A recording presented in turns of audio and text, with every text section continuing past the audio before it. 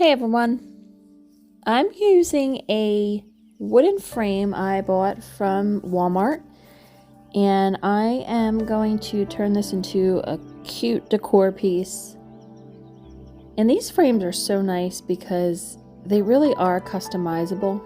You can use a napkin, a printable, or even just paint.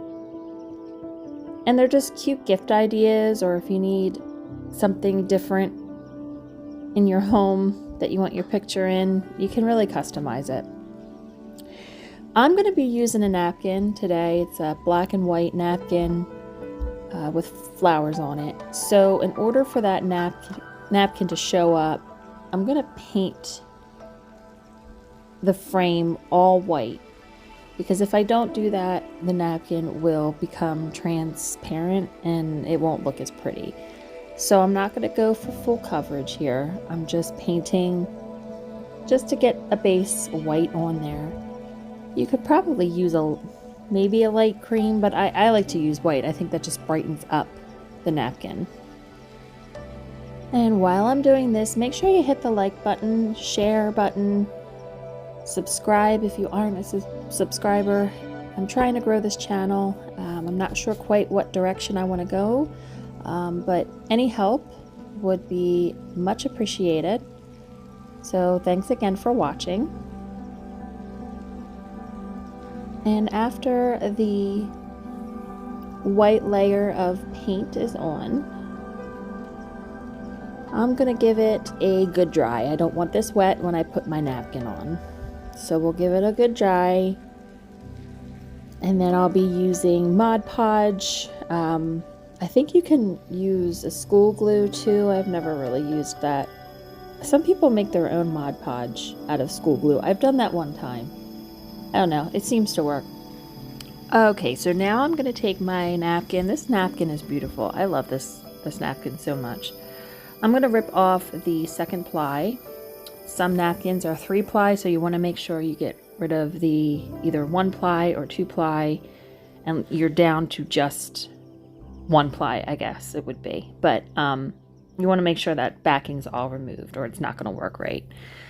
So here I'm going in with my Mod Podge, and I'm going to do a nice thin layer all around this frame.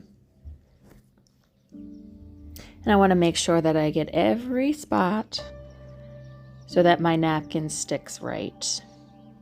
And this part can be tricky when you go put the napkin on, because sometimes your napkin wants to wrinkle and then you try to flatten it out and then it decides to rip, and then you get very angry and then you got to rip it all off and then you got to do it over again. So just be careful. But it's natural to have those wrinkles a little bit, especially when you're using a napkin.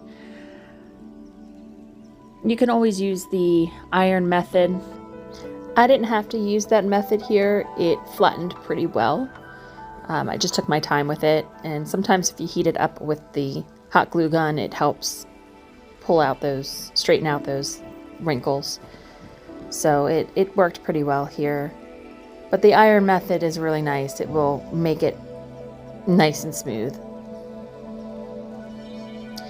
So as you can see here, I'm just smoothing everything, making sure, and I'm doing this very lightly, and then I'm heating it up and then touching it very lightly. So I'm just being careful not to rip the napkin. Plus I want the glue to dry underneath so that I can get the excess napkin off. And I get the excess off by using my little handy dandy sander. I have no idea what this thing's called. So many people have a name for it. It's just a small sander. And just go around the edges, and with a downward motion, not up and down, or you're going to rip your napkin.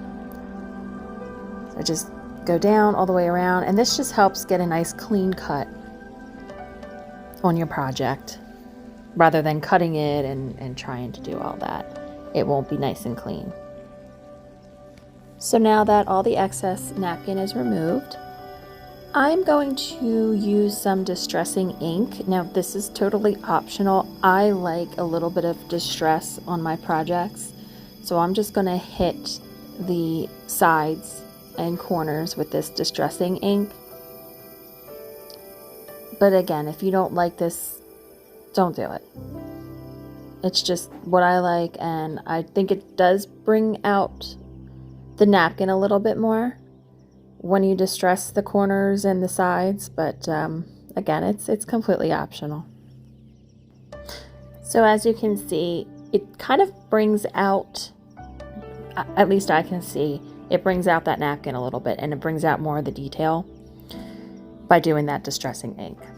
So once I'm happy with it, I'm taking another layer of Mod Podge and I'm gonna seal it in. So it's just a thin layer all the way around. Not wiping too hard just in case you rip your napkin again, but it's pretty good and dry at this point, so it shouldn't rip, but you still want to be gentle, especially if you're using a napkin. If you're using paper or something, or like a cardstock, you can be a little more aggressive. It won't rip as easily. And I'm just going to go all the way around to make sure that it's all sealed. And I'm using a matte version of the Mod Podge. It's my favorite. I know they have gloss, and they have a lot of products, but matte is my favorite. It doesn't leave much of a shine. Once I get that layer of Mod Podge on, I'm just going to hit it with a hot gun here, hot heat gun, just to make sure that it's all good and dry, just to help the process up a little bit here. It won't be fully dry, you're going to let it sit for a little bit, but this does help move that along a little bit quicker. And that's about it for this project. You can put your picture or whatever you want in the center there, and I think this turned out cute. Thanks so much for watching. Make sure you like and subscribe. Have a good day.